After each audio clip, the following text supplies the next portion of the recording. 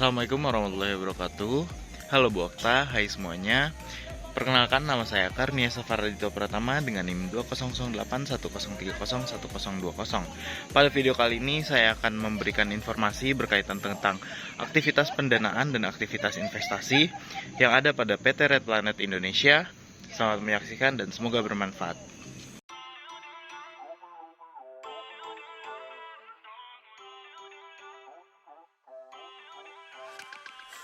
PT Red Planet Indonesia atau lebih dikenal PSKT adalah bagian dari Red Planet Hotel Group, di mana perusahaan ini dapat dengan cepat mempromosikan dirinya untuk terbentuk menjadi salah satu perusahaan yang berlandaskan investasi secara regional yang tumbuh dengan cepat dalam sektor perhotelan hotel budget. Pada saat ini sudah ada 7 hotel yang tersebar di Indonesia, yaitu diantaranya di Jakarta, Surabaya, Malang, Makassar, Solo, Pekanbaru, dan Palembang.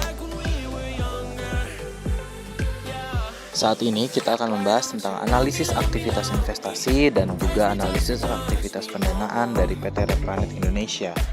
Apa sih yang dimaksud dengan analisis aktivitas investasi?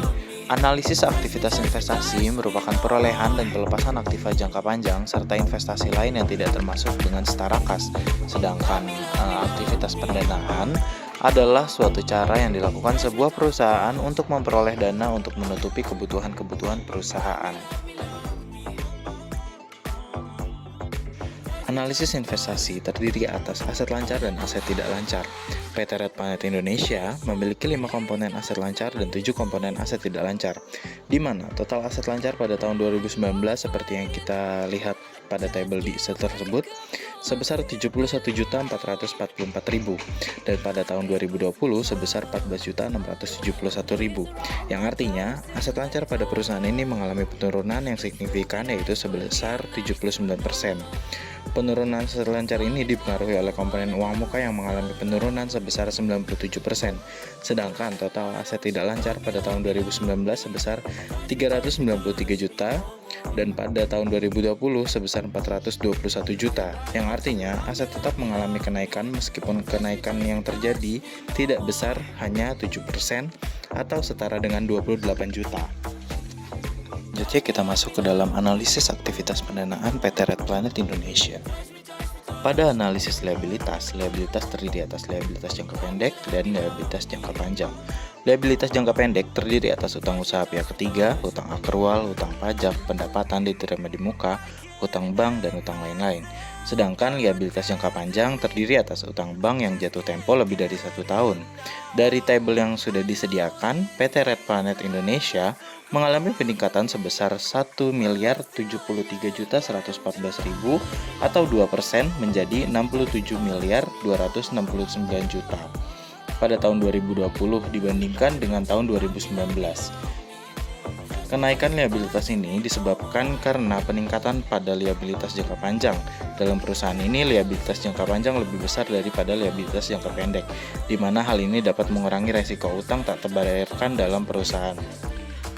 Selanjutnya untuk analisis ekuitas, jumlah ekuitas dalam PT Red Planet Indonesia seperti yang tertera di layar pada tahun 2020 mengalami penurunan sebesar 7% atau 29.182 juta dibandingkan dengan tahun 2020. Penurunan ini disebabkan oleh rugi komprehensif tahun berjalan sebesar 29.182 juta. Akan tetapi jumlah ekuitas menurun, kondisi perusahaan masih tergolong normal. Hal ini dikarenakan jumlah ekuitas pada tahun 2020 masih lebih tinggi dibandingkan dengan jumlah liabilitas. Selanjutnya untuk utang usaha dalam perusahaan ini hanya berhubungan dengan pihak ketiga, di mana perusahaan sendiri tidak memberikan jaminan terhadap masing-masing supplier atas transaksi utang usahanya, karena perusahaan telah melakukan pembayaran sesuai dengan jadwalnya. Oke, mungkin cukup sekian yang dapat saya sampaikan terkait dengan analisis aktivitas pendanaan dan analisis aktivitas investasi dari PT Red Planet Indonesia. Semoga bermanfaat. Sampai ketemu di lain waktu. Terima kasih. Wassalamualaikum warahmatullahi wabarakatuh.